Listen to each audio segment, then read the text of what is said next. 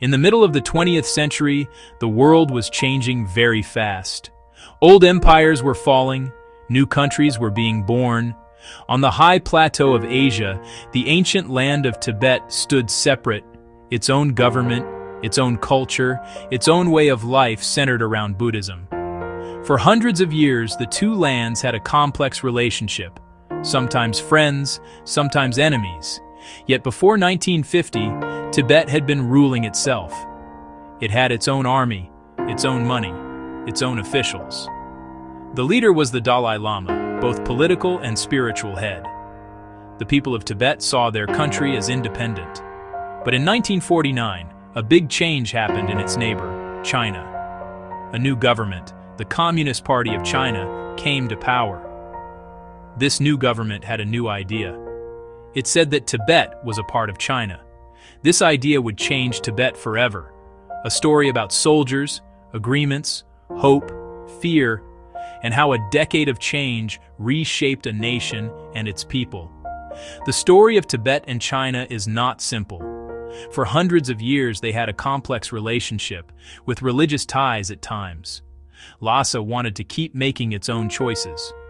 Beijing saw a domestic issue, reuniting the country after weakness and foreign interference. In 1949, a long war in China ended. The Communist Party, led by Mao Zedong, won the war and created the People's Republic of China. One of their most important goals was to unite all the territories they believed belonged to China. And on their maps and in their minds, Tibet was one of those territories. They announced that Tibet was an inseparable part of China and said they would liberate it and bring it back to the motherland. This statement of intent caused great alarm in Lhasa. The Tibetan government sought help and recognition from the United States and the United Kingdom. They planned a mission to Beijing, hoping discussion could protect Tibet's sovereignty. But the West was focused on the Cold War and the Korean War. Tibet felt far away and mysterious. Sympathy did not become support. Pleas went largely unanswered. The Tibetan delegation was delayed. The chance for talks before force was lost. The world's lack of response taught China it could act without major opposition, and taught Tibet it was isolated and vulnerable. The stage was set for more direct action. You know, Mao's portrait came to represent that new power and ideology. The immediate effect was urgency. For centuries, ambiguity reigned. Now China made a clear and forceful claim. In October 1950, the time for talk was over. The Chinese government decided to use its army. Tens of thousands of People's Liberation Army soldiers crossed the Drichu River, the Yangtze, the eastern border of Lhasa's territory. Chinese troops advanced into Kham, eastern Tibet. The small Tibetan army was brave, few in number, and equipped with old weapons. They could not stop the Chinese. The main battle was at Chamdo. Tibetan forces were quickly defeated.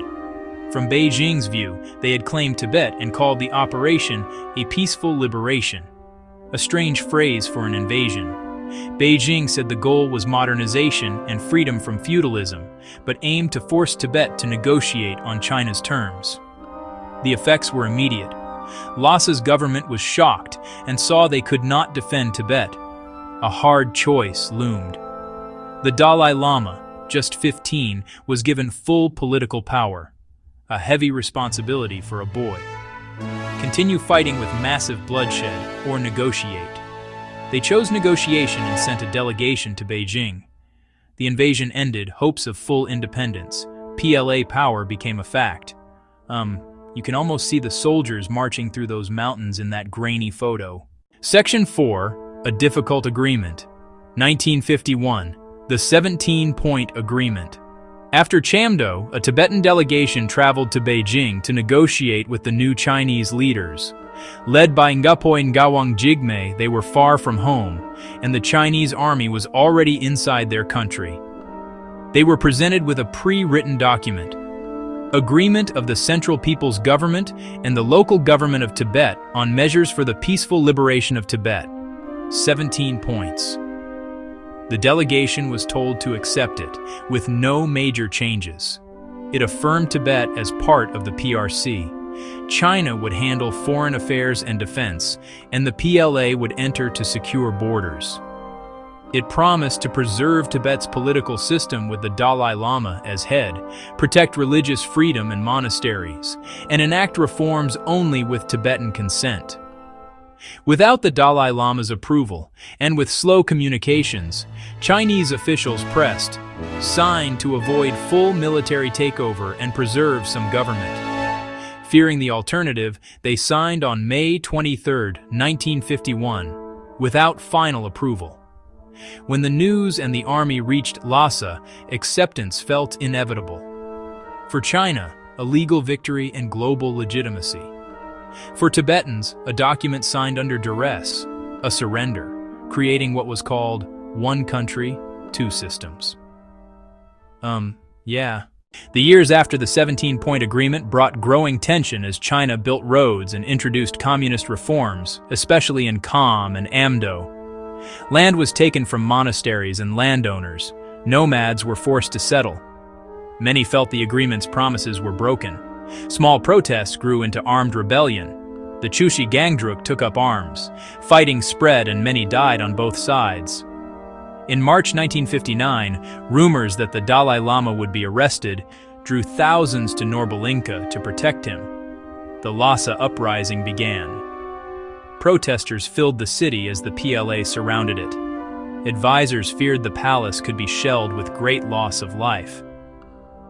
After consulting an oracle, the Dalai Lama made a heartbreaking decision. On the night of March 17, 1959, he disguised himself as a soldier and escaped. He and a small group began a dangerous crossing to India, a devastating blow to Tibetans who saw him as their living symbol. After he left, the Chinese army crushed the uprising. Thousands were killed, many more imprisoned. The Tibetan government was dissolved, the agreement declared void by China. Autonomy effectively ended. A large exile community formed in India, and the struggle took on a new chapter. Right. Section 6. Erasing the Old Ways, the Great Proletarian Cultural Revolution. From 1966 to 1976, youth were urged to destroy the four olds. Old ideas, old culture, old customs, old habits. The movement devastated Tibet. Deep religious life, ancient monasteries, and traditional structures became targets. Thousands of monasteries and sites were destroyed. Statues smashed, thankas burned, precious artifacts melted or taken. Monks and nuns were expelled, shamed, beaten, forced into marriages or hard labor. Religion was forbidden, even at home. Imagine an old Tibetan woman who had spent her life with a prayer wheel, suddenly told her beliefs were poison, her wheel a superstition. Some Tibetan youth joined the Red Guards, turned against parents and teachers. Communities frayed, respect eroded. The aim was not only to raise buildings, but to erase a way of thinking and being. By 1976, most of 6,000 monasteries lay in ruins. A generation had grown up without religious education. Though some sites were rebuilt later and errors admitted, the knowledge, art, and spiritual lineages lost can never be fully recovered. Okay. Section 7. A New Century of Control. After Mao, policies shifted. Early 1980s saw some reopening and religious practice permitted. The Dalai Lama's representatives were invited to visit. Hope flickered for meaningful autonomy. By the late 80s, large protests erupted in Lhasa. The response was force, martial law in 1989. In the decades since, development accelerated. Railways, airports, cities, alongside strict political and religious control. New services and opportunities arrived, but also a large influx of Han migrants, leaving many Tibetans feeling like a minority in their own land. Monasteries are closely watched. Monks and nuns undergo patriotic education, required to denounce the Dalai Lama. Beijing promotes a narrative of liberation and development. The Tibetan government in exile advances a middle way for genuine autonomy. Inside Tibet, many quietly preserve language, culture, and religion. Understanding this history is essential to the enduring spirit of the Tibetan people.